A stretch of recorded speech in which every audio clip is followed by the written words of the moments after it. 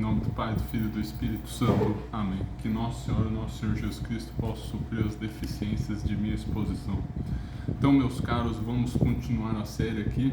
Vou deixar para amanhã para fazer um vídeo do curso de Teologia Cético-Mística, mas por enquanto continuaremos a falar da sola Escritura.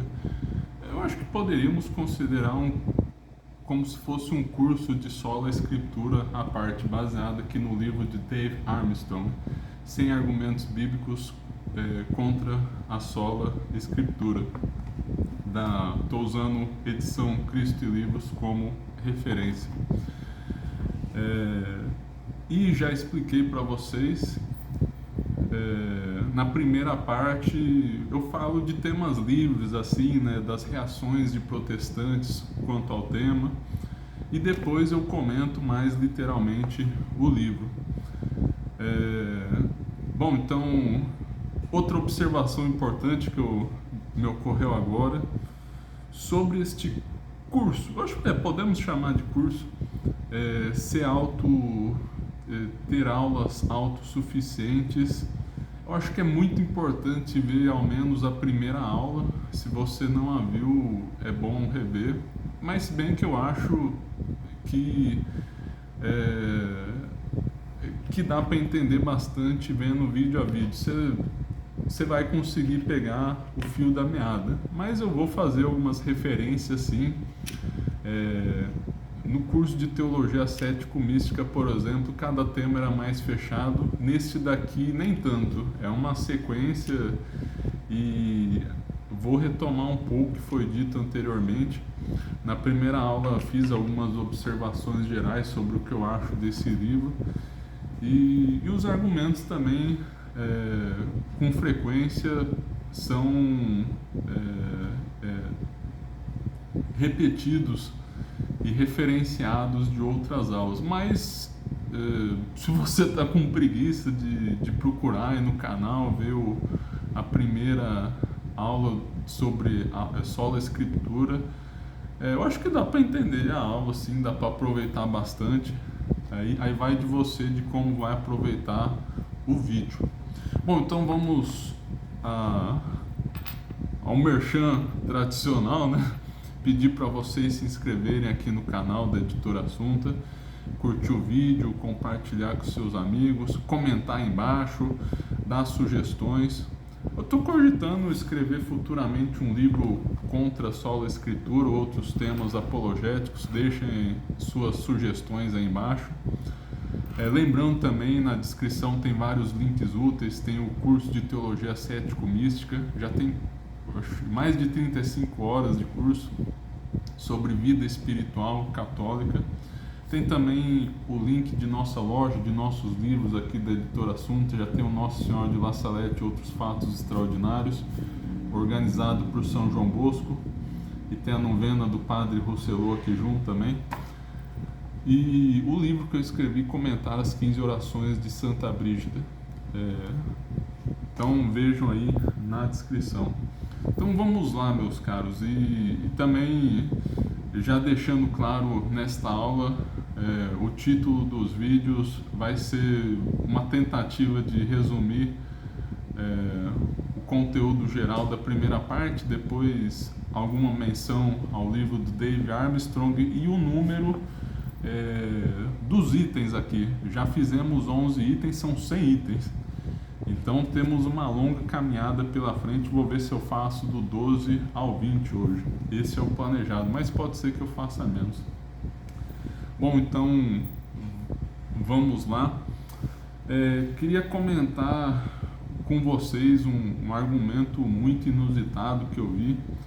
Alguns protestantes reclamando de que a sola Escritura é como se fosse a Santíssima Trindade, ou seja, não está o nome Santíssima Trindade lá, mas é uma ideia que está lá. Ou seja, eles estão presumindo que queiramos uma coisa muito ao pé da letra, assim, né? Que esteja muito claramente sola Escritura, que não possa ser inferido a partir da Bíblia no geral, né? E já comentei um pouco sobre isso na aula passada, de maneira mais ampla, mas o posicionamento protestante, por uma questão de coerência lógica, não é nem só historicamente, tende a uma leitura mais restrita da Bíblia, porque se só há um único lugar teológico, vou retomar inclusive várias vezes ao longo dessas aulas aí, os lugares teológicos aí, né?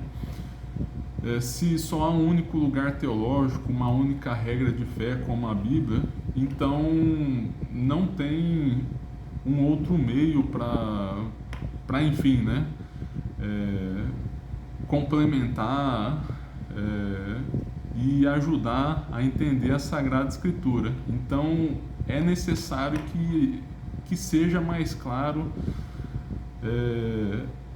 as coisas dentro desse contexto protestante. Muitos alegaram assim, né, provavelmente presbiterianos, alguns que estudam um pouco mais aí, né, dizem: não, Vinícius, mas a sola escritura defendida pela tradição, não sei o que lá, vocês acham que sola escritura contraria a tradição? Não, inclusive até citei esse livro aqui, né, do Dave Armstrong. Aqui no início ele cita 3 autores protestantes. Eles comentam isso sobre ser um pouco aberto à tradição. Nessas aulas aqui isso daí já foi comentado, então estou perfeitamente ciente de que há alguma abertura à tradição. Mas mesmo assim, pela tradição ou magistério, enfim, algum meio externo à Sagrada Escritura, porque os católicos defendem o tripé, a Bíblia, a Sagrada Tradição e o Sagrado Magistério. Essa tradição aí, no final das contas, é insuficiente, porque não seria capaz de... a tradição protestante, no caso, né? Agora eu estou falando deles, voltei a eles. Falei a título de comparação à visão católica para retomar e deixar claro. Então essa tradição deles é insuficiente, porque você lê na Sagrada Escritura lá, não lê a primeira vez e, enfim, pode estar até informado aí de uma tradição oral, mas se a tradição não tem o peso de finalizar questões aí, a questão da Santíssima Trindade vai ficar aberta para sempre. Realmente é muito difícil, por exemplo, ver que a terceira pessoa da Santíssima Trindade, né, o Espírito Santo, é realmente uma pessoa. Eu disse que é difícil, claro, eu creio que está lá, mas porque eu fui ajudado pela tradição, pelo magistério, que me ajudaram a enxergar retrospectivamente isso daí, né? E eles definiram e me deram a certeza e segurança. Não, Deus são 3 pessoas. Deus é a Santíssima Trindade. Então, o protestante fala dessa tradição aí, mas está tentando adiar aí o problema, né? Mesmo assim, nossos argumentos funcionam contra essa visão de sola escritura não tão rigorista, e nossos argumentos no geral funcionam, né? E outra coisa, né? Infelizmente, né, nos debates não lidamos com pessoas totalmente bem preparadas e virtuosas. Então, tem várias questões externas aí ao debate que é preciso levar em conta. Eles vão teimar e tentar fugir pela tangente, entrando em bagatelas aí, insistindo e teimando que não entendemos direito que é só a escritura, mesmo citando aí, né, alguns autores aí, né, o Kessler, White, citando algumas definições deles, e vão nos culpar por isso. Aliás, outro problema, né, claro, né?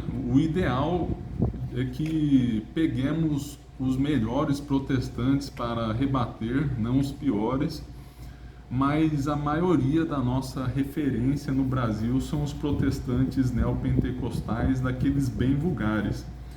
E se eles defendem uma sola escritura tão restritiva, né? Alguns até falam de nuda escritura, que seria uma visão radical da sola escritura. A culpa é nossa, dos católicos, que temos por referência essas pessoas. É engraçado que nos censos, nas estatísticas, quando vão contar o número de protestantes, assim, falam, estão para ultrapassar os católicos aí. Esses protestantes aí que vocês acham que são fracos ou que não devamos considerar, eles são contabilizados. Então é muito curioso, né? Esse daí seria um debate bem interessante à parte aí. Até há várias discussões aí, né? De quem é protestante realmente, quem é reformado realmente, quem é evangélico e assim por diante, né? Então, quando convém, parece que é lícito usar o número aí, né, dessas pessoas, mas quando não convém, aí fica complicado, né? Bom, agora vamos comentar um pouquinho do Dave Armstrong. Acho que já dei uma visão geral aí de como as pessoas estão reagindo aí à questão da sola escritura. Vamos lá no item 12, na página 33. O ponto 12 aqui, né, pelo nosso Dave Armstrong: a tradição paulina foi compartilhada com e por outros apóstolos.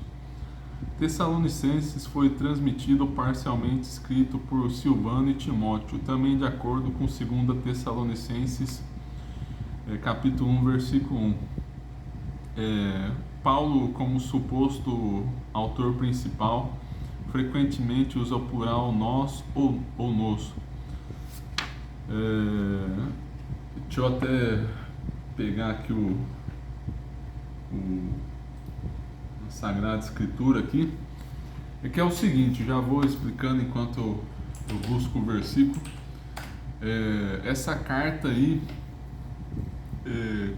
como já ficou claro aí, né, São Paulo usa nós para falar que foram vários que mandaram e escreveram. E lá no início, inclusive, cita, né, esse Silvano e Timóteo aí, né, são pessoas mencionadas aí na carta. E o argumento é o seguinte, né, são apóstolos com autoridade, né? E claro, né, é o ponto que eu já levantei antes. Estou consciente dessa possível objeção protestante, é um ponto de análise.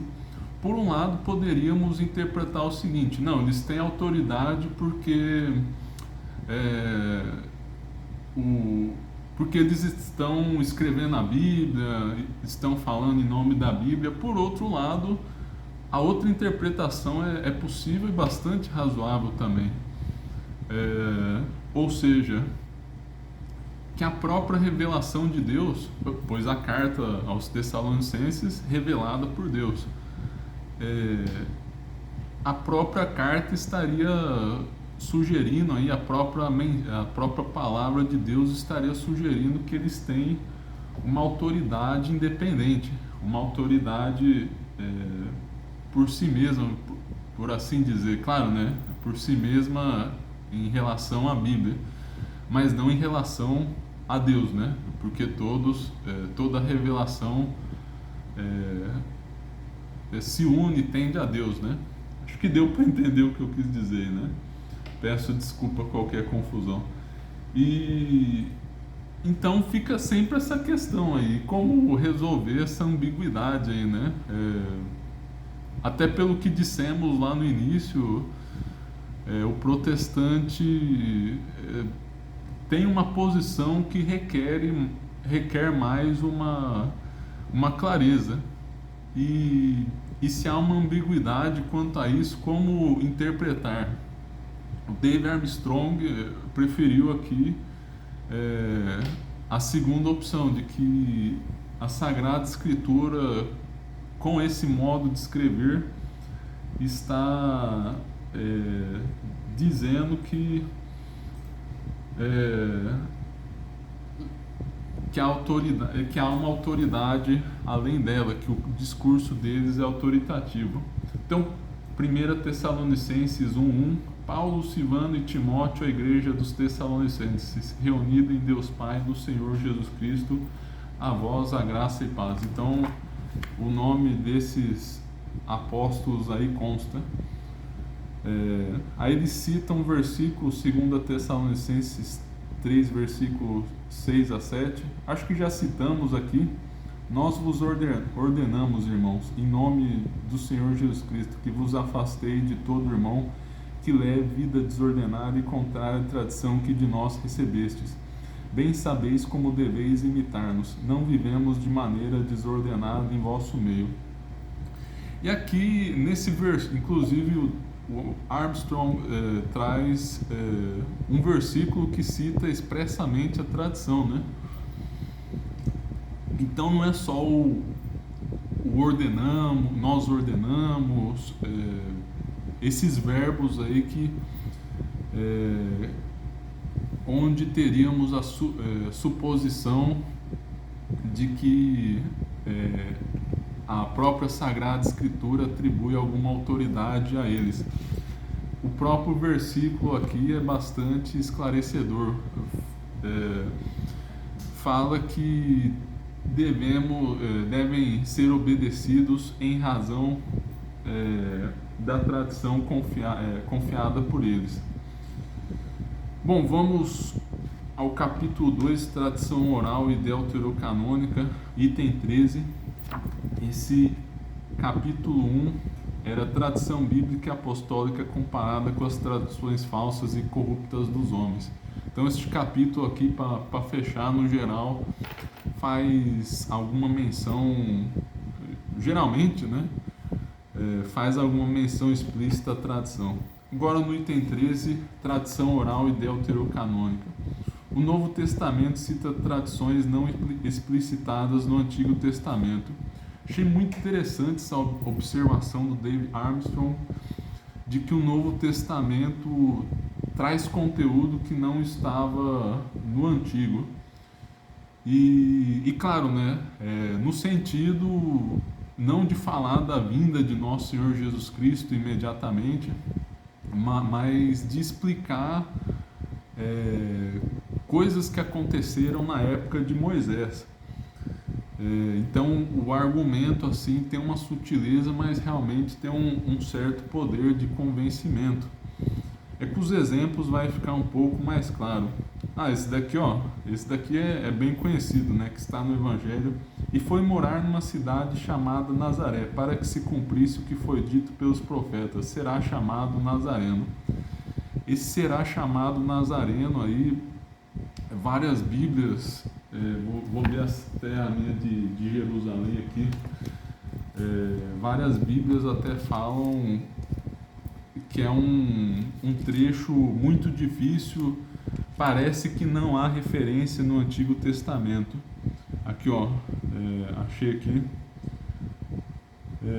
Nazareu, Nazoraios, e fala, não se percebe claramente a que oráculos proféticos Mateus alude aqui.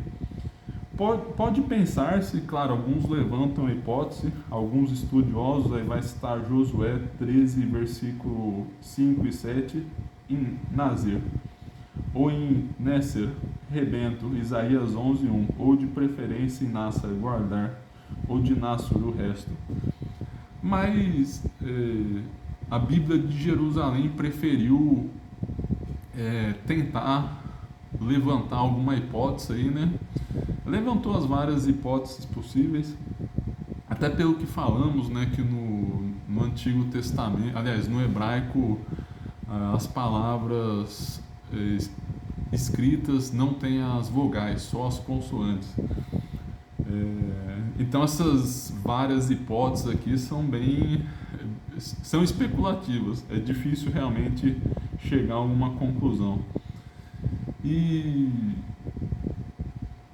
claro, né, para que vocês tenham consciência, alguns vão dizer que talvez remeta a alguma passagem da Sagrada Escritura, mas possivelmente São Mateus fez uma referência à tradição oral.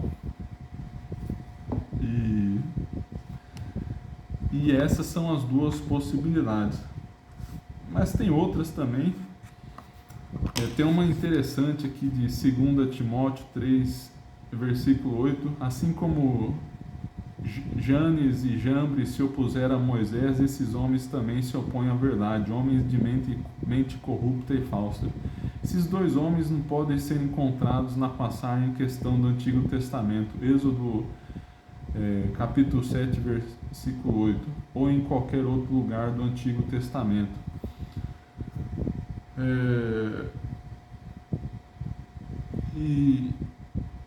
Então está fazendo referência aí a duas pessoas que se opuseram a Moisés e não são mencionadas no Antigo Testamento. E aí fica a pergunta, né? Como São Paulo descobriu isso? Provavelmente pela tradição oral, e ele valorizou a tradição oral aí. Então, um bom elemento contrário à sola escritura.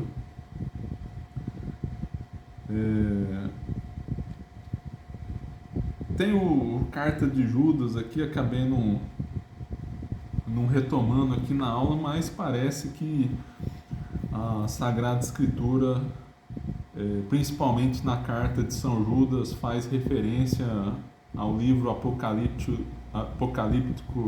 judaico chamado Primeiro Enoque. Então faz referência aí a livros que não entraram no cânon ou que são da tradição oral. E Judas, no versículo 14, 15, fala: a respeito deles profetizou Enoque, o sétimo dos patriarcas a contar de Adão. E aí vai entrar a menção e o livro citado, né? O primeiro Enoque, capítulo 1, versículo 9, né? Também foi versiculado aí. Então, os livros deuterocanônicos usados de maneira autoritativa. 14. As discussões informais sobre Jesus e os apóstolos estão dinâmica e organicamente relacionados à tradição e às escrituras. Vou só citar um versículo aqui, Atos 17. Se disputava por isso na sinagoga com os judeus e adoradores de Deus, e na ágora a qualquer hora do dia com os que a frequentavam. Então, para falar que a Sagrada Escritura fala que o nosso Senhor Jesus Cristo e os apóstolos ensinavam muito além da Bíblia, e nada disso foi registrado. Então, esse ensinamento não tem nada de autoritativo. E aí fala, né, de discutir horas, dias. Aqui fala, entrou na sinagoga e por 3 meses falou ousadamente. Então, toda a argumentação usada não teria autoridade, enfim, né? 15. A Bíblia nunca diz que a tradição oral cessaria. Esse daqui é interessante. Uma questão talvez tenhamos a oportunidade de tratar mais ao longo dessas aulas, possivelmente vai aparecer em outros lugares, mas um problema muito importante para a sola escritura é o de que os primeiros cristãos não tinham acesso à Bíblia. Muitos respondem que havia o Antigo Testamento, mas não é a Bíblia completa, é só o Antigo Testamento. E será que podemos fundamentar necessariamente tudo do Novo Testamento através do Antigo? Então aí é um grave problema, né? E aí vem a teoria de alguns protestantes de que a tradição valeria enquanto a Sagrada Escritura não estivesse completa. Só que aí vem o problema, nunca é dito que a tradição cessaria. Então isso não é mencionado. E como podemos então partir do pressuposto que já não há mais uma tradição sagrada? Realmente isso não é mencionado na Bíblia, porque se fosse algo somente momentâneo, deveria estar sendo dito claramente que a tradição acabou. Enquanto não terminar a Bíblia, fiquem com a tradição aí. E até por uma questão de bom senso, se não está sendo delimitado o prazo de validade da tradição, então continua. É aquele negócio do direito, né, usado no uso capião.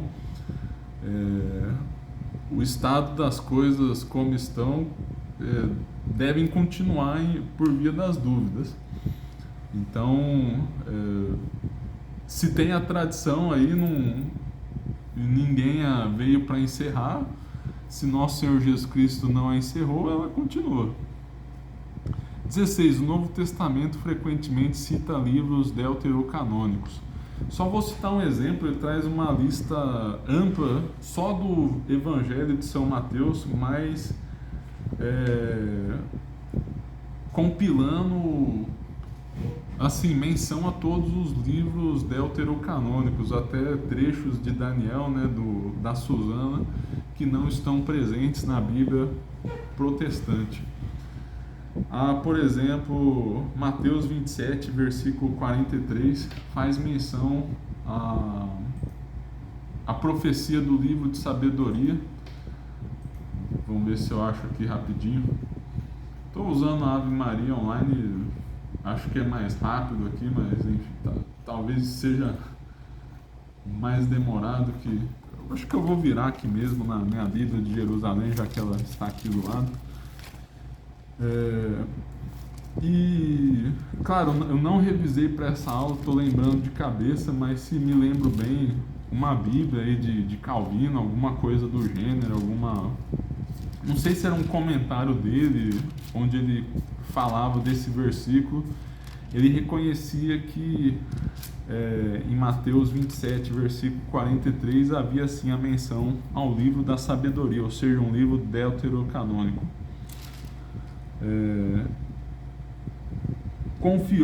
Confiou em Deus, pois que o livre agora, se é que se interessa por ele, já que ele disse: eu sou livro de Deus, eu sou filho de Deus.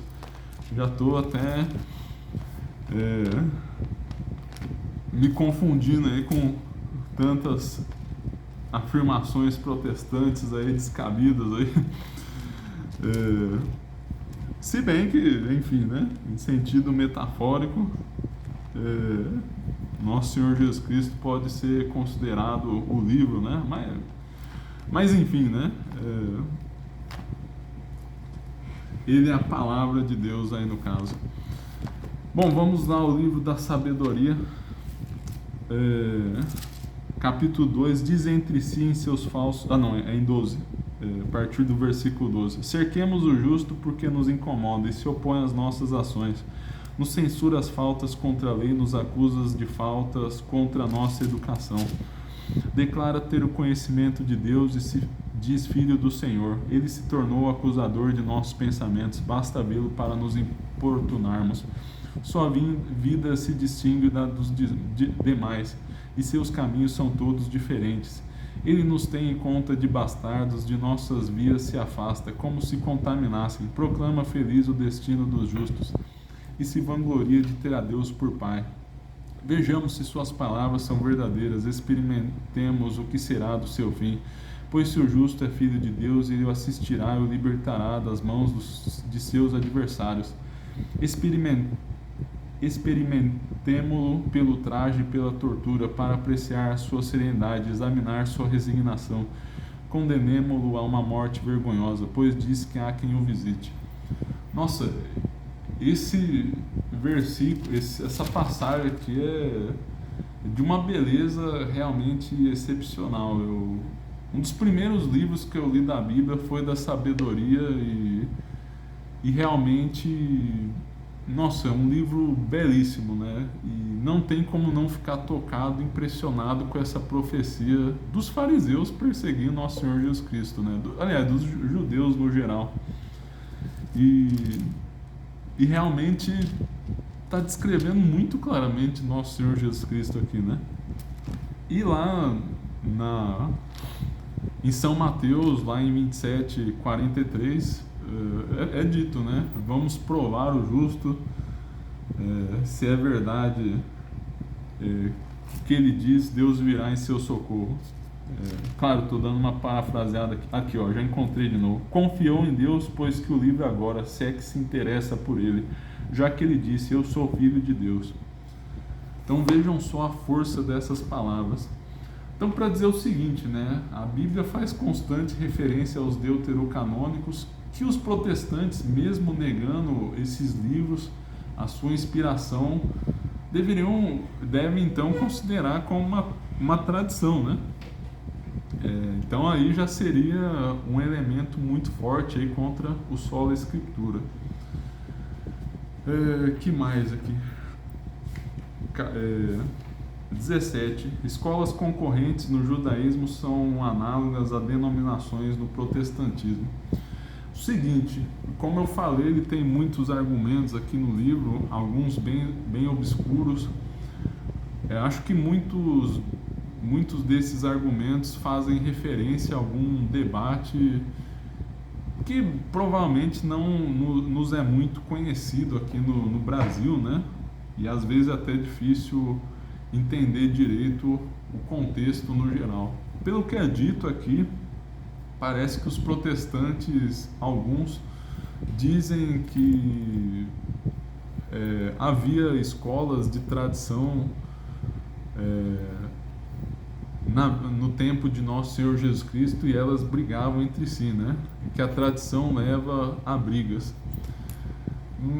Porque havia umas sei lá quantas escolas havia na época, né? Na Sagrada Escritura fala muito dos fariseus e dos saduceus, mas havia outros grupos. E historicamente não faz muito sentido fazer esse apelo, porque por dois motivos. O primeiro, é normal haver alguma divergência teológica, então é normal que haja escolas de teologia. Aí tem que ver o grau de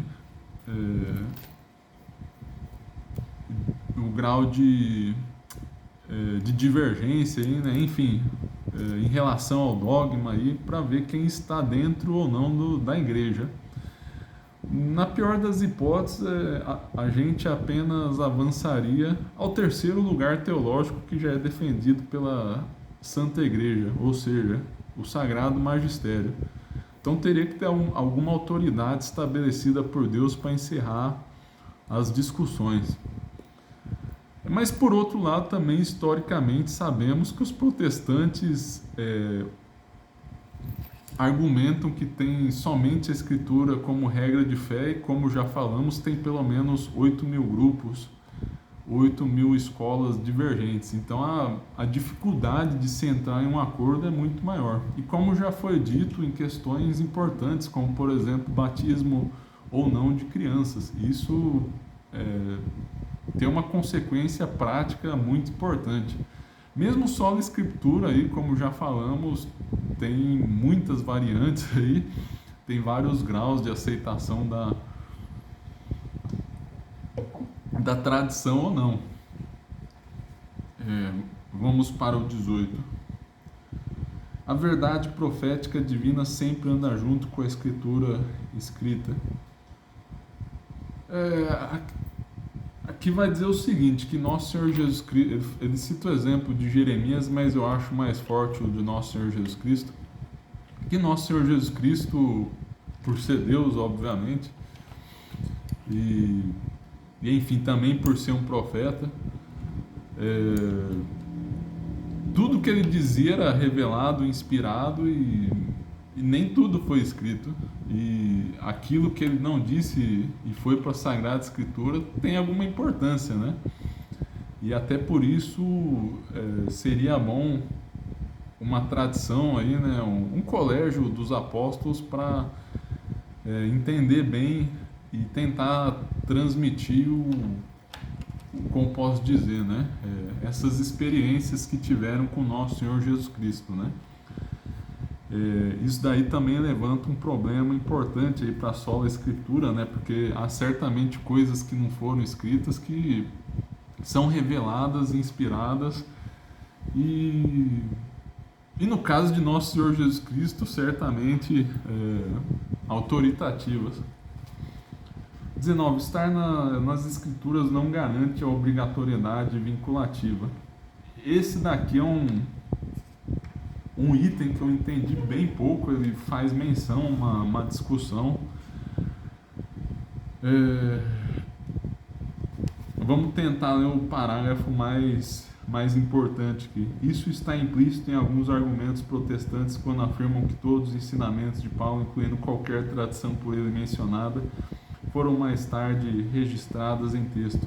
Se assim for, o contrário da suposição deveria ser verdade. Qualquer coisa não grafada na Escritura não poderia, de forma alguma, ter sido ensinada ou transmitida por Paulo. Uma afirmação completamente absurda. Parece então que está tentando levar uma petição de princípio esse argumento protestante aí, né? E aí, de certo modo, entramos naquela questão. E os cristãos que não tinham acesso ao Novo Testamento, o que faziam até aquele momento? Eles tinham que ficar com a tradição de São Paulo, né?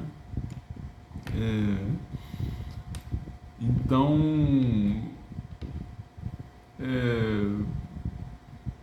enfim, né, é um argumento a se pensar que a Sagrada Escritura necessariamente depende da tradição e enfim, né, pode acontecer essa espécie de círculo vicioso aí.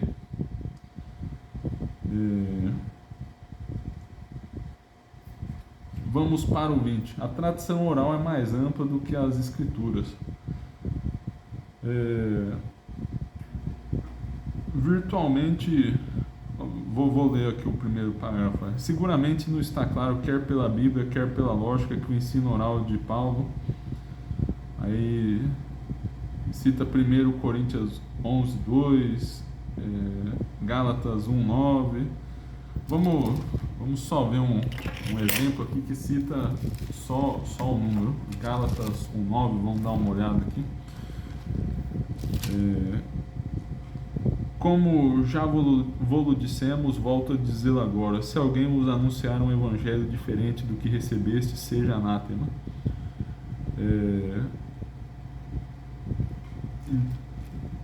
Então parece aí o ponto, ele não explica aqui, que fala a palavra dizer. Mas não sei, enfim, né? Se era esse o ponto aqui, não está claro. Seja igual ao seu ensino escrito, ainda que não possa conter informações ausentes em suas cartas.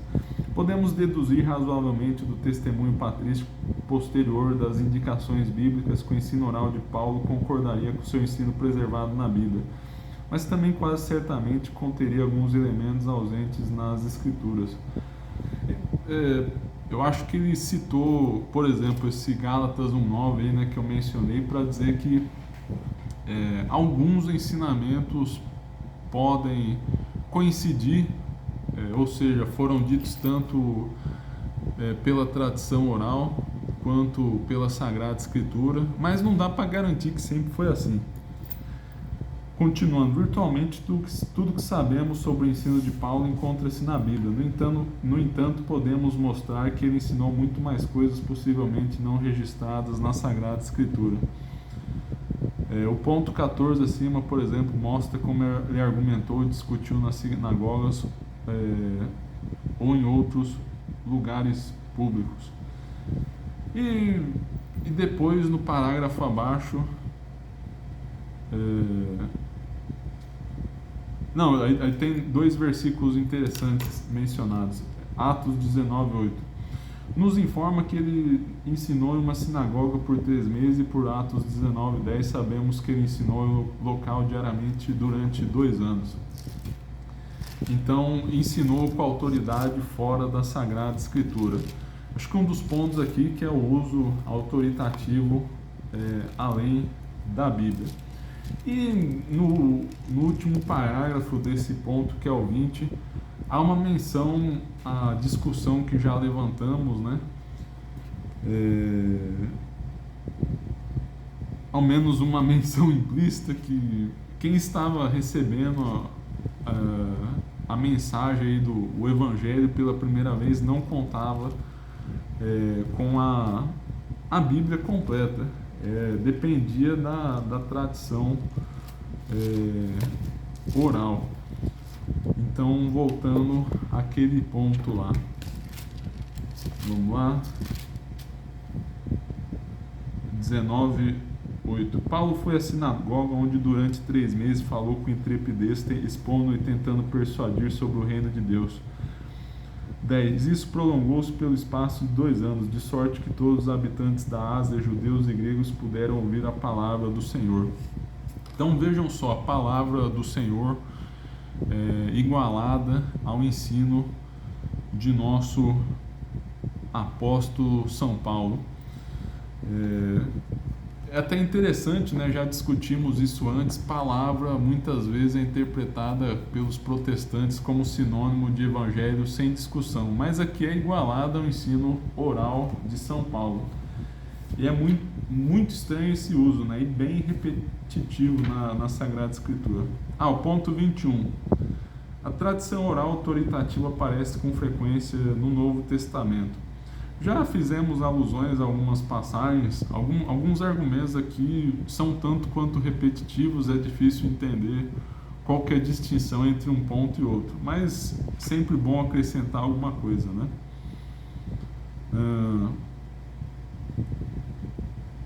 2 Timóteo 1, versículo 13 e 14, siga o modelo das palavras que de mim ouviste, recebeu pela pregação, na fé e no amor que estão em Cristo Jesus. Guarda a verdade que te foi confiada pelo Espírito Santo que habita em nós.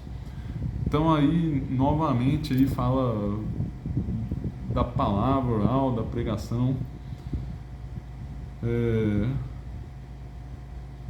2 Timóteo 2:2, e o que de mim ouviste diante de muitas testemunhas, confia a homens fiéis, que também serão capazes de ensinar a outros. Até sugere uma continuidade, né? Outros homens que serão capazes de ensinar a outros. E no contexto aí, né, já que fala o que de mim ouvistes, imagina-se que esses homens continuem a pregação oral. E não por meio de carta, enfim, né?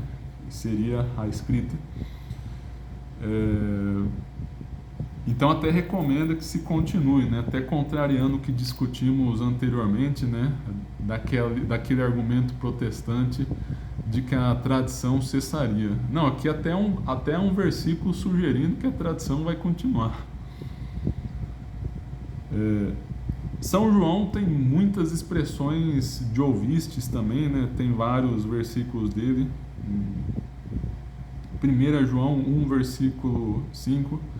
Esta é a mensagem que dele ouvimos e vos proclamamos. Deus é luz e nele não há trevas. São João parece ter esse costume de destacar bastante que ouviu a palavra e que recebeu oralmente, não por meio da Escritura, né?